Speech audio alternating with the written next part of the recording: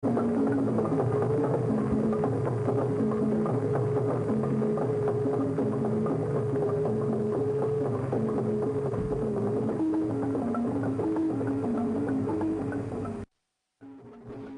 lasting solution to housing deficit in the country, President Akufo-Addo charges Ghana Chamber of Construction.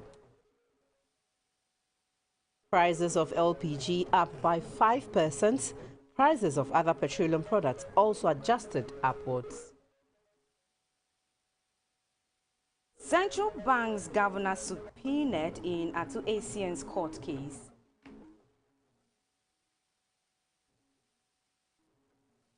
And Russian President Vladimir Putin vows to continue invasion as humanitarian crisis in Ukraine worsens. Yo, Oshwe. Ghana manyo akpa na adafitra ni GBC News yo ke ha Ghana man bife. Adafitra ne ya no oho ye Ghana Broadcasting Corporation Facebook ke YouTube no kote je bia na ni rio ne oba na wo ye jemi. Achomi na oyo kote. Achemi yochu mlano. Now Jonathan Intimdaku translates the news into sign language. The news in detail. Let us find ways to do away with expensive housing methods in Ghana to bridge the 1.8 million housing deficit facing Ghana, says President Akufo-Addo. At an interaction between the President and the Governing Council of the Ghana Chamber of Construction at the Jubilee House, Nana Akufo-Addo charged the contractors to explore the use of local materials to build houses in order to lower the prices of houses. Edward Nyako reports. This was a maiden meeting between the president and captains of construction industry in the country. High on the agenda of the Ghana Chamber of Construction were the auditing of the construction sector against the national development aspirations, passage of the Construction Industry Development Authority Bill, leveraging on the passage of public and private partnership law to source funds to develop the construction industry. Chamber of Construction Industry believes that the processes for public procurement need some revamp to address significant challenges in procuring works, goods, and services. We have challenges with the award of contracts, which, without cognizance of the various classifications, need to be addressed. I'm happy to say I was supported Minister for Roads and Highways in his new reclassification drive. We will continue to support him.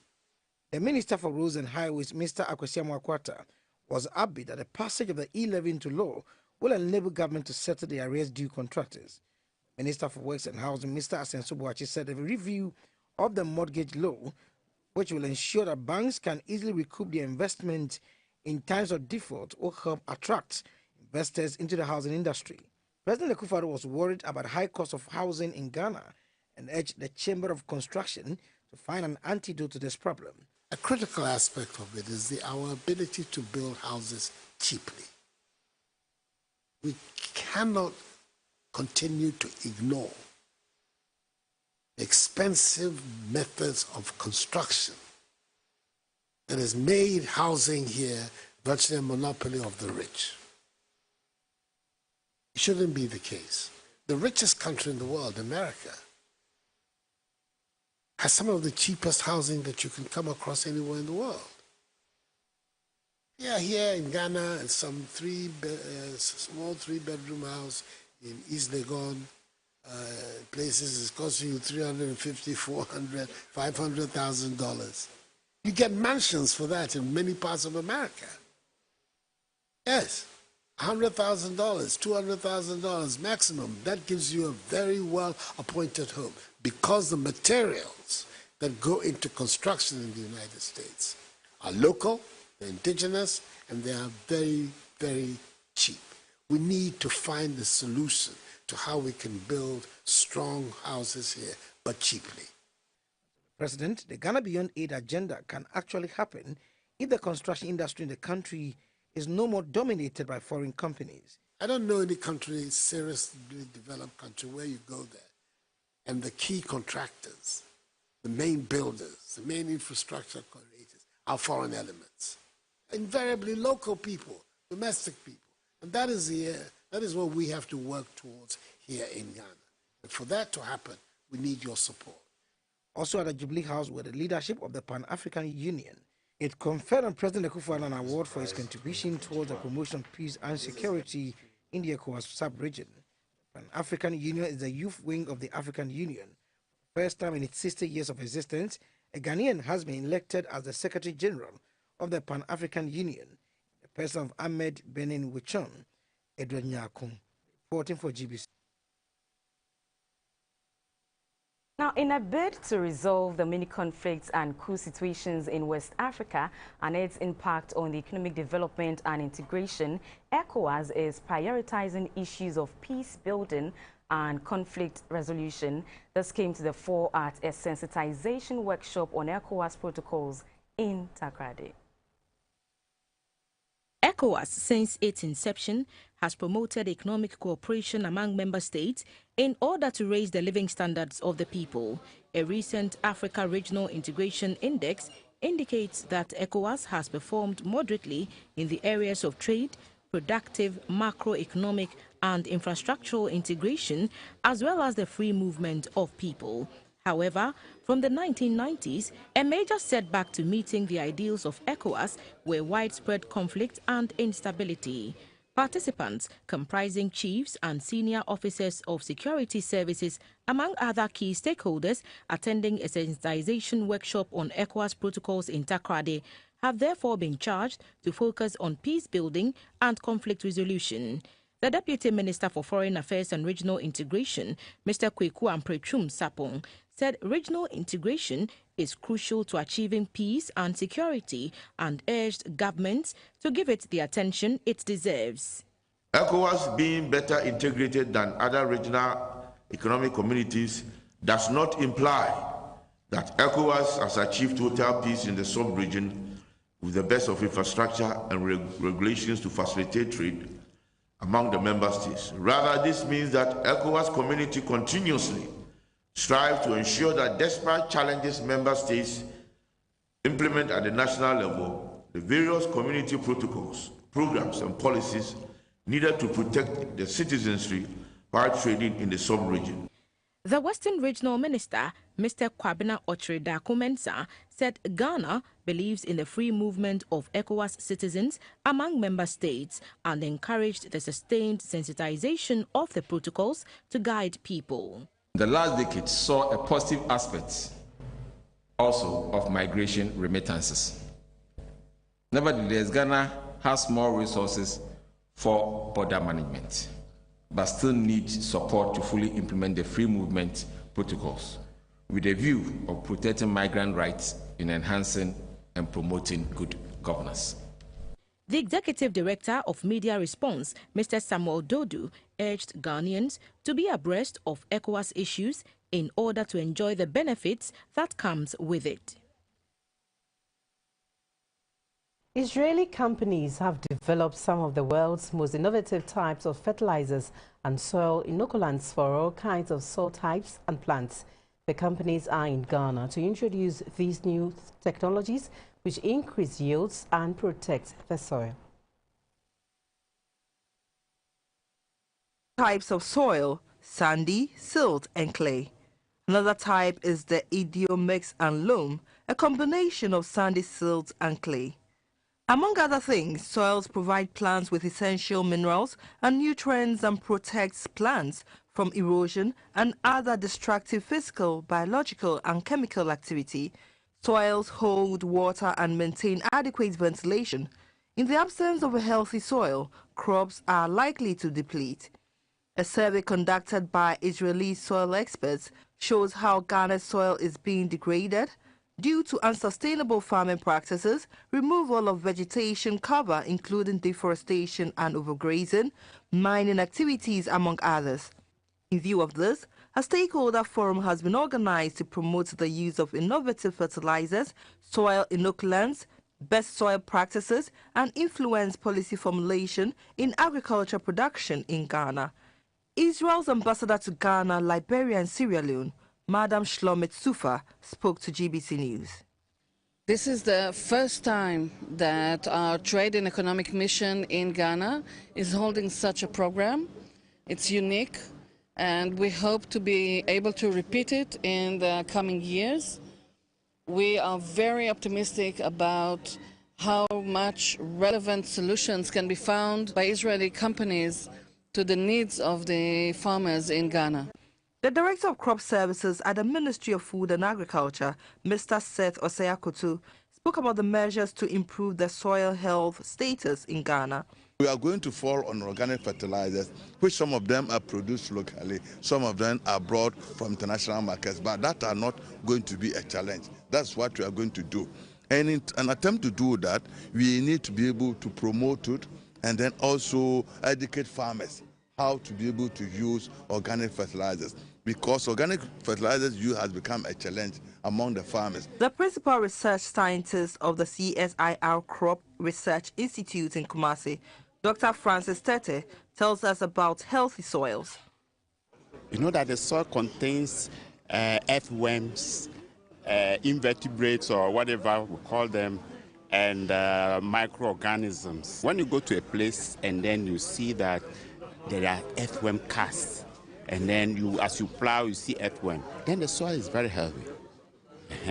But when you go to a place when you don't see any earthworm at all, no ants, then there is a problem with the soil. Organic fertilizers are available to farmers across the country. The Ghana Water Company is partnering with City in Denmark to provide citizens with sustainable water resources. Key focus area of cooperation is technology transfer to find local solutions to some major challenges in Ghana's water sector. The managing director of the Ghana Water Company, Dr. Clifford Brymer, made these remarks when a team of stakeholders from Aarhus, Denmark, held an open forum with the management of the Ghana Water Company in Accra. He reaffirmed his outfit's commitment to strengthen collaborations to help improve the livelihoods of Ghanaians. A report by Ofrewa Daku. Potable drinking water, sanitation and hygiene to addressing the quality and sustainability of water resources, which are critical to the survival of people and the planet. In this regard, the Ghana Water Company is adapting smart water solutions which encapsulate innovative, low-cost technologies for wells, pumps, storage and water treatment through the Society of Aarhus and Denmark's Strategic Sector Cooperation Partnership with the Tema Metropolitan Assembly. I wish to entreat all of us to continue the tremendous work already done. I believe we are on course to achieving our objective of reducing the percentage of non-revenue water in Tema to the barest minimum. Fortunately, the city of Aarhus is here with their good people to inspire and to assist. It is our desire for the Ghana Water Company Limited to replicate the learnings from this project in other regions across Ghana. According to the managing director of the Ghana Water Company, Dr. Clifford Brymer, the main project output of the partnership is a long-term plan and strategy for reduction of non-revenue water and strengthened systems, capacities, skills and procedures to increase the level of financial and technical sustainable drinking water services in Ghana. We are sure with this cooperation and the visitations that we make to Denmark and what your officers do here, we'll be able to take the collaboration further from what we are doing currently to look at other areas that can be of use to Ghana. Meanwhile, in collaboration with the Danish Export Association, a delegation of 7 Danish water companies is in Ghana to explore needs and opportunities in Ghana's water sector, gain market insights, and build relationships with potential customers in the sector. For GBC News. An Accra High Court has ordered a subpoena to be served on the Governor of the Bank of Ghana, Dr. Ernest Addison, to produce a statement of accounts on the defunct Capital Bank from the period between June 2015 and August 2017. Justice of the Court of Appeal, Justice Eric Chebafo, who is sitting with an additional responsibility as a High Court judge, gave the order at a lawyer for Mr. William Atuisian prayed a court for the governor or an official of the central bank to produce the statements of accounts before the court on March 10, 2022.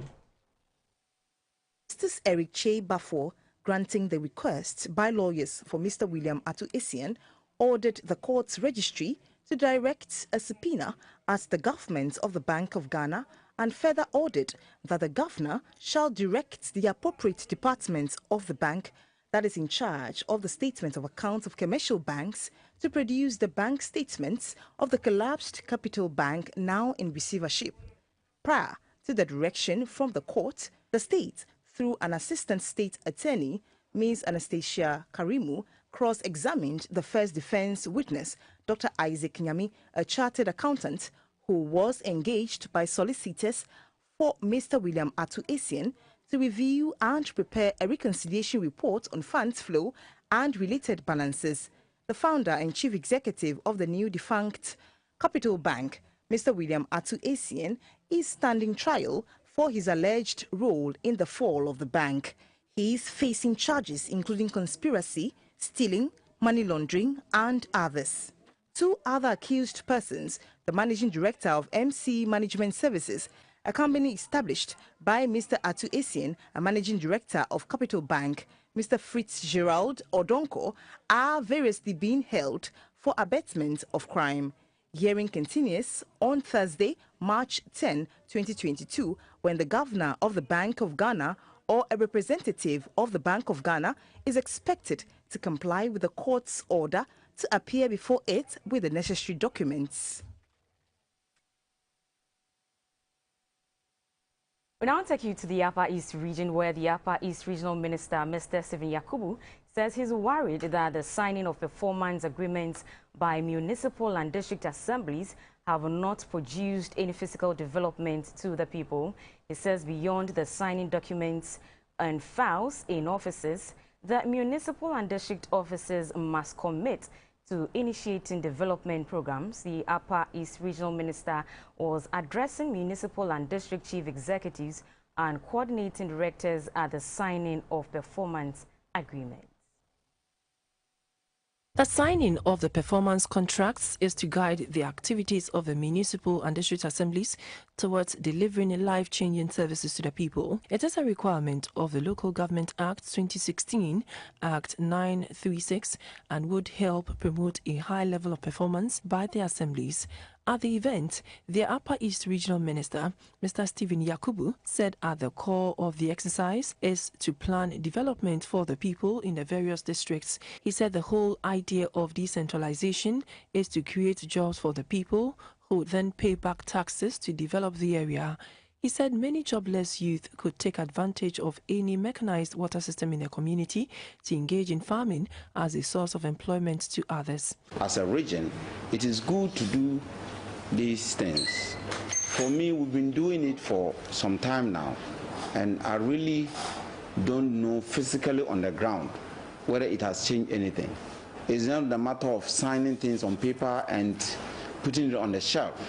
It's a matter of committing yourself in the various municipalities and the districts to develop the district and the municipalities in which you work.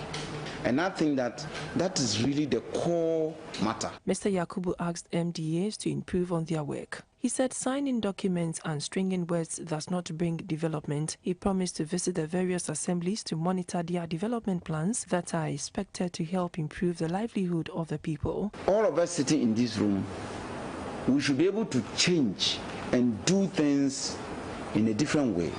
But if we come and sit here and we talk big English, and then we sign this and we go back and we do things exactly the same as we did it last year, things are just going to be the same. So I'm going to be coming around, and as I come around, I would like to see your development plans. And Chief Executive for Bolsa South, Mr. Daniel Gariba, who spoke on behalf of the MDCEs, said signing the performance contract was a pledge to work harder to achieve the contract's targets. Management of the Kumasi Zoological Gardens in the Shanti region is appealing to the public to adopt some of the animals in Ghana's oldest surviving animal sanctuary. Management says it is finding it increasingly difficult to properly take care of the animals. The Kumasi Zoological Gardens was officially opened in 1957, specifically to put on display some of Ghana's indigenous wild animals and also to demonstrate the linkage between wildlife, mankind and culture. Currently, it has 56 animal species.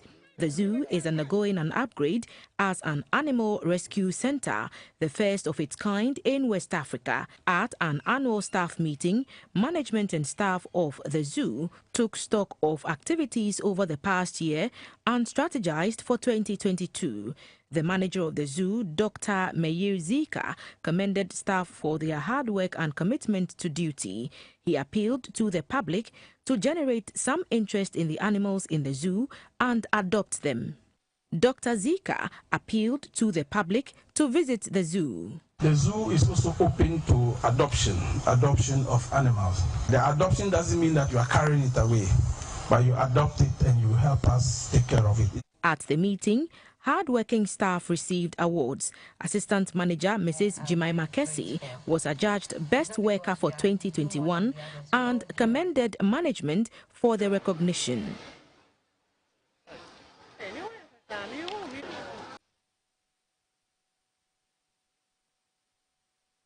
Now, for some people, history is just a subject for study in class, a collection of names and stories in voluminous textbooks. But there are many reasons history is important, well beyond an exam in school. Ghanaian historian Professor Robert Adofenin, who has made major contributions in documenting the history of Achime Buakwa and of Ghana, is challenging Ghanaians to go back and reclaim our past, as this will help us understand why and how we came to be who we are today. It was an exclusive chat with GBC News' reporter Shelley Bewa as we celebrate Heritage Month. He has over 4 decades of experience as a history lecturer, 7 books and over 40 publications. Professor Robert Adofenin says encouraging the young generation to study their history and embrace their peculiar culture is a shared responsibility. We don't study history, we don't study our culture, and we are just robots. You see anything on social media, we cling to it. Not to know what happened before you were born is to forever remain a child. So if the children don't understand what happened for them, they have no appreciation of the values of this society. He lived through the independence struggle and shares his experience with GBC News. I lived through the CPP UP struggle. In those days when I was a student at Tech, my own father was a farmer, but he was a strong admirer of Nkrumah, and there were rallies that my father attended, and so I lived through the riots of 1948. In fact, I was in Koforidua the day the riots broke out. I was playing the role of Ellora's mate, but my father said, "Trotro." And immediately it happened, we ran back to the village. Mentored by renowned Ghanaian historian Professor Albert Edubuahin, Professor Adofenin says Ghanaian writers must take pride in what they do and aim for professional excellence. There has been a debate over whether or not Dr. Kwame Nkrumah should be credited with founding Ghana or not. What are his thoughts? Nobody can say, one person can say, I'm the founder of this place. You are a leader, you work with a team, So, of course, you can't mention everybody, you mentioned it, but you must acknowledge the others. What comes to your mind when you think of the African story? I always want to write for my people. I write for Ghanaians, not for Europeans. And I tell them that when the white man writes his history, he writes for the British, the French, or the German. But it looks as if when we write history, we write for the European, not for the Ghanaian. If you read some of my books, I never write Ashantis. I write Asante 4. That's how I write it in the text. Achim 4, Kwawu 4, because I'm not writing for the white man. Delving into history as a subject, he held the teaching of history right from the basic level using the appropriate vocabulary. What I like about this new syllabus is the participation. Instead of the teacher just coming to stand in front of the child and pour facts into his head, this time the child is encouraged to look for the facts. So the idea of this new syllabus is that let the teacher and the children learn together. To him, the reading habit should be inculcated in the formative years of a child. The general interest is to ensure that children are offered reading pleasure, especially about the history of Ghana. Professor Dufenin is the author of a book titled Achime Boakwa, 1700 to 1943, From Oforipenny to Selforiata, a comprehensive historical study of the rise and growth of Achime Boakwa, originally published in 1997. For GBC News, Shelley Bewa reporting. Now, following GBC News' story on an 11-year-old girl living with chronic sickle cell complications, a sympathetic and kind-hearted Ghanaian has donated a health package of 20,000 Ghana cedis to support the treatment of Betty here. The anonymous donor says she was touched by the plight of the little girl. She found joy when the family of Faustina Amegavi, the mother of little Bettia, in the company of Bettia, her 4 other children and Bettia's stepfather, visited the GBC newsroom to receive the package that the kind-hearted donor has put aside for them. Aside the 20,000 Ghana cedi donation, Bettia was given a brand new wheelchair, which the donor says should help her to move around. The donor, who wishes to be anonymous, says she was touched by the pathetic story of Bettia and her family, and so she decided to support them. In the words of the donor, it takes an individual to bring into the world a child, but it takes a whole community to nurture and mold that child into a responsible individual. According to the donor, the care she's given to Bettia will enable her go back to school and also enjoy her childhood. On behalf of the Ghana Broadcasting Corporation, the Director of Television, Mr. Beniza Mpabin, thanked the philanthropist and assured that GBC will continue to use its platform to champion stories that promote development and societal well-being. This is awesome. We, as a public service broadcaster, this is one of our responsibilities. We may not have money to help people ourselves, but we have the platform given us by the state and the people of Ghana who own GBC to make a contribution to improve upon their lives. So when people are in need like this, and we project it and get people to respond for help, we would have done or played our part. But what's exciting about this donor is the fact that she wants to remain anonymous.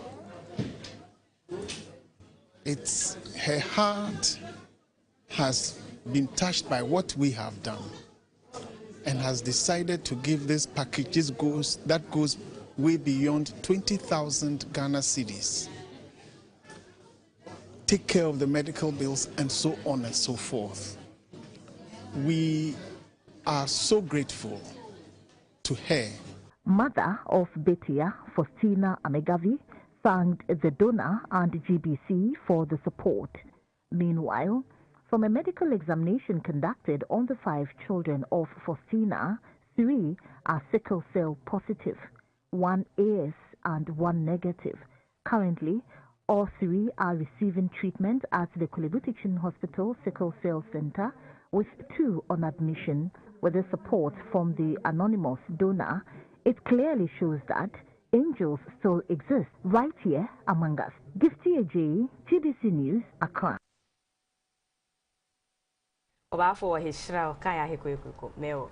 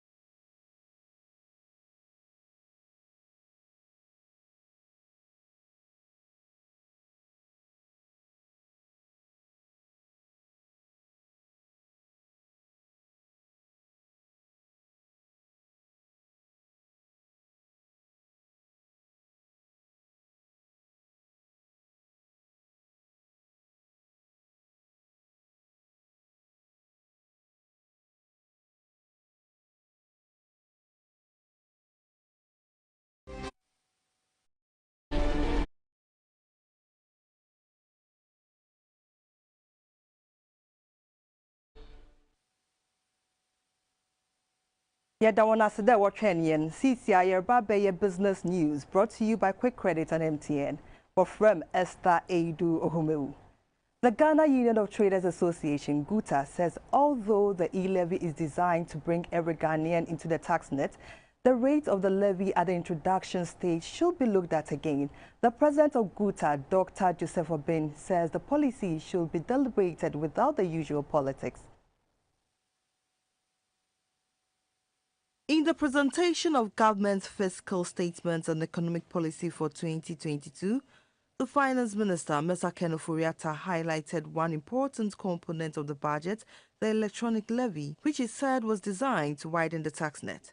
The e-levy was initially pegged at 1.75%, but it was met with resistance by the minority in Parliament and has not gone down well with sections of the Ghanaian public.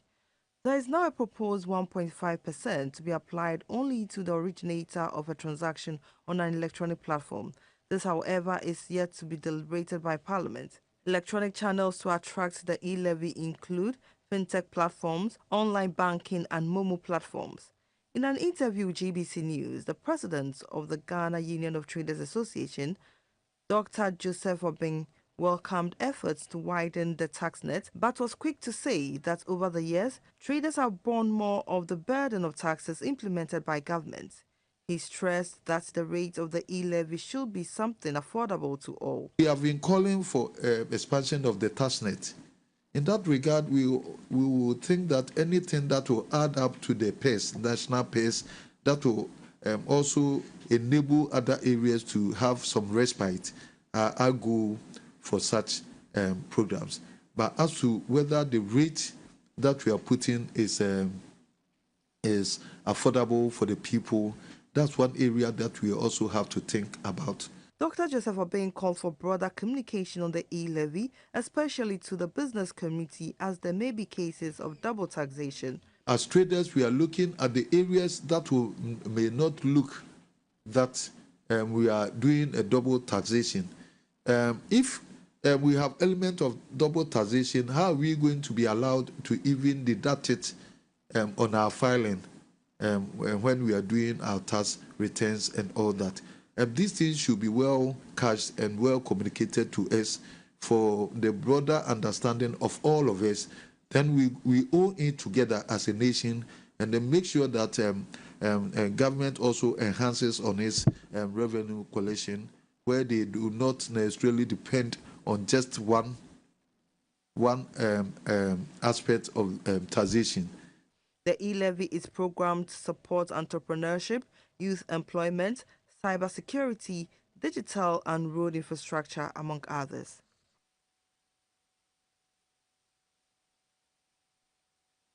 The Ghana Chamber of Construction has thrown its weight behind the passage of the e-levy. To this end, the Chamber says it is going to engage its members to ensure that revenue mobilization from local sources becomes the order of the day.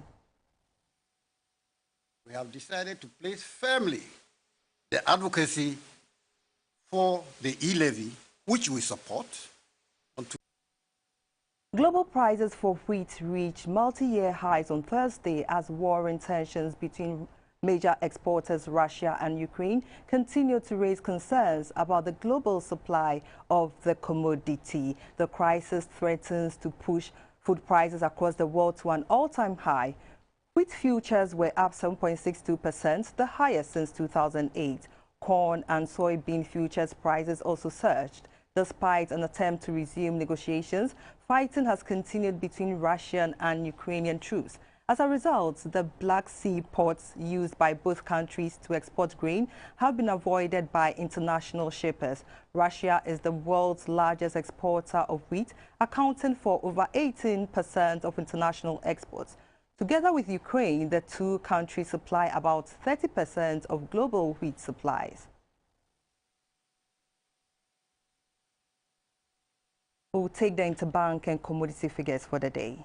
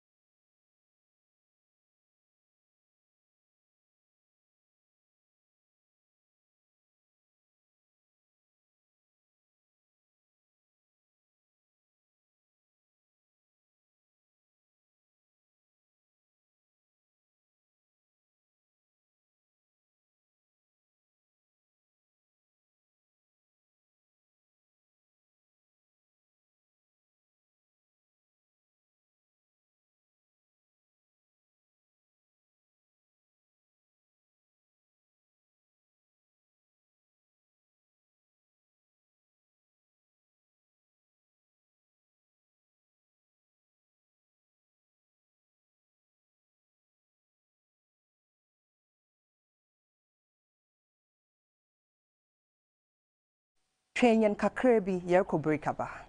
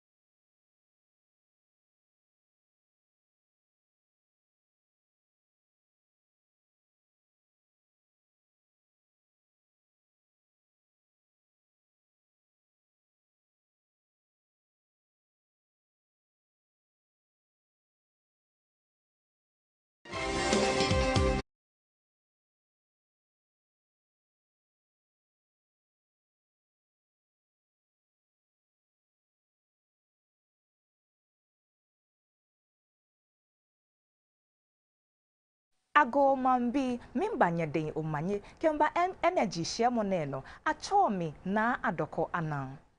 Now to our first story. The price of liquefied petroleum gas LPG has gone up by 5% from Thursday, March 3, 2022. This follows the restoration of the Price Stabilization and Recovery Levy on fuel products.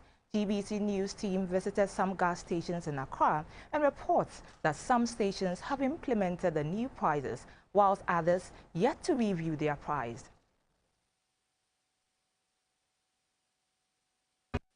Management of the gas station at Awudome said they received the new prices yesterday and was effective today.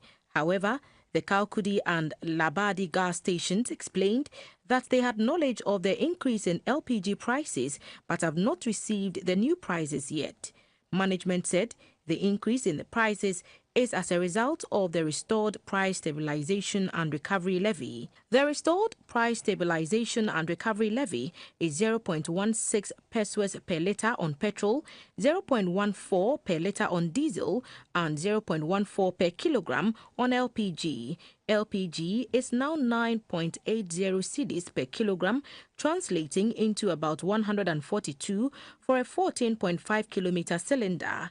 In the first pricing window, the price moved from 7.89 Ghana cedis to 8.12 cedis in December 2021. In the second window of January 2022, it went up to 8.22 cedis. In the first window of February 2022, the price went up to 8.60 cedis and went up again in the second window to 9.29 cedis. For some customers, they were not aware of the new price till they got to the gas station to fill their cylinder. I'm not aware. The last time I came and bought it, it was 125. But today when I came, they have increased it. I have made my budget that, this month I'll buy this, and then the later, it's very harsh. Every day, be almost 2 gas in it. Ubaba 1 week, Ubaba na yatu. Ubaba another week, Ubaba na yatu. It's not more than 2 weeks. Achakura 1 week, Ubaba na yatu. Inti hard. Oh, me ya say yatu gas ni mu. Na sisia no yesraba no. Amu mo dey boy because sisia no ni man ko ye maye. Se e basa kakra yatum ana ama ahoche na be mo nti yesre no say amu mo na won hwe no maye na ye ho kire o man mu too much. Some drivers who also use gas to fuel their cars also lamented the persistent rise in both gas and petrol, which affect their businesses on daily basis. We are very, very suffering from gas. And if the government will do something about it, it will help us all. Because every month, this is the most about 4, in January up to now, move 4 or 5 times. So before, maybe I'll have a tower wood here, maybe I'll call somewhere Medina, Obekwa Bedunu. Not for an Obekwa Besambuchi, when you be on Fanatas Wabokanasa. And to find the cost from your point to say Abano or Be Wimobonaja, or Ama Obe low price in Kakamayana, Yanso down for your water Kakra, Yanson Kayani Bedepa.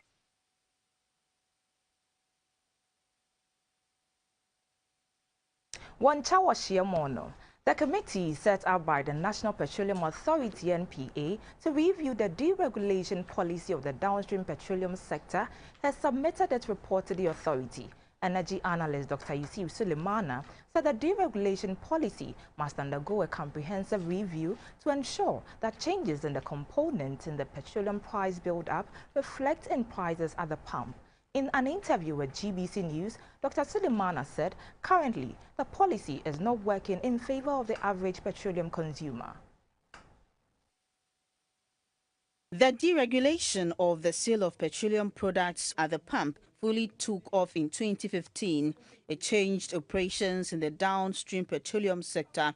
The system allowed market forces to determine fuel prices as against the practice where the government announced the prices in the annual budget. Energy analyst Dr. Yusuf Sulemana said the sector was depoliticized and government hugely benefited from the policy since it no longer had to subsidize fuel for consumers. Market deregulation is something that should be welcome in any jurisdiction. And I think we did get some pretty benefits from that after it was implemented. If you quite remember, 2015, just after implementation of deregulation, prices actually came down until the introduction of the taxes. So deregulation as a whole, it has helped to increase competition within the market. And that has brought a lot of these OMCs and BDCs. So in the whole, deregulation is an excellent idea. Dr. Sulemana said the policy seems to work in one direction, where prices only go up at the pump and never come down when crude oil prices drop. What we notice is that people are not getting the impact of deregulation, especially when prices are dropping. So I think within this report, that is a key thing that should be demystified. How we can let actually the deregulation work in both price regimes. Whenever fuel prices are going down, consumers should see the reflection on the price. And whenever prices are going up, consumers should see the reflection on the price. Government says it intends introducing battery vehicles for public use. Visibility studies are already completed in the Ashanti region for an intercity light rail transportation system as part of Ghana's energy transition plan. The Deputy Minister for Transport, Mr. Frederick Obeng, announced this in Kumasi at a public forum. Consultative engagements being organized by the Ministry of Energy articulate views of key stakeholders for the development of a national energy transition plan. The policy document will help Ghana to successfully shift from crude oil products considered as a major contributor to global warming or climate change. Recent records at the Driver and Vehicle Licensing Authority, DVLA, show that out of about 2.8 million vehicles registered in the country, 72% use petrol engines, 27% diesel, while the remaining 1% use gas. Deputy Minister for Transport, Mr. Frederick Obeng, said steps are being taken to ensure a zero deep-sea shipping emission by 2030, among other clean energy plans. We are also working assiduously to introduce the first ever battery-powered electric buses, as well as gas-powered buses for public transportation. These interventions will serve as an important leverage that would set the tone for the gradual decarbonization of the road transport industry. The Deputy Minister for Energy, Mr. Mohammed Amin Adam, said despite the efforts to transit to renewable sources of energy, emphasis will be placed on natural gas utilization. We have decided that natural gas will continue to be a feature of our energy sector, a major feature of our energy sector. What it means is that we do not plan abandoning oil and gas production, because without oil and gas, we won't get gas. We want gas to be a feature of our development for a long time to come.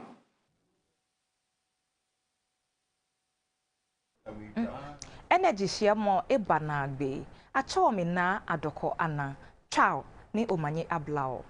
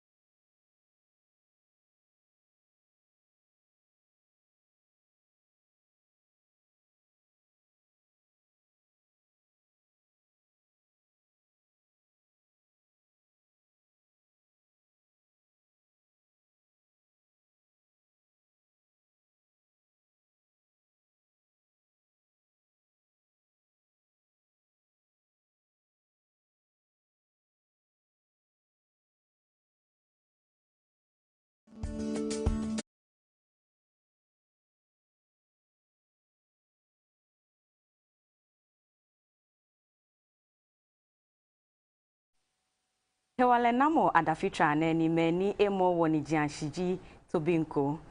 The first step toward a healthy ear is a clean ear. Otolaryngologists say a clean ear is not a wax-free ear, as the ear is designed to have some wax in it, which stops dust and another possibly harmful things from entering it. On World Hearing Day 2022, WHO is focusing on the importance of safe listening as a means of maintaining good hearing, in line with the theme, "To Hear for Life, Listen with Care."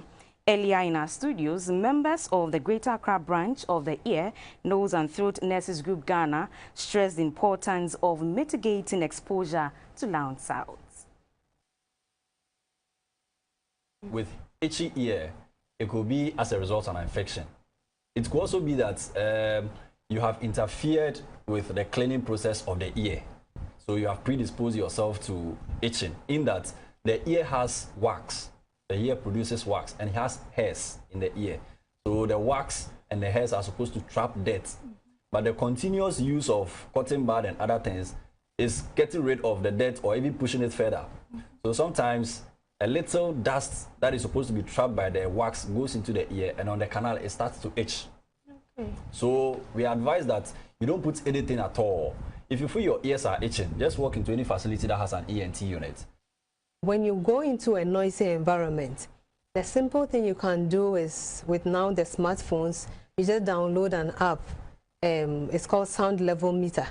You can just use it anywhere you go. You just put it on, and then it will tell you the decibel of, that's the level of sound in the room.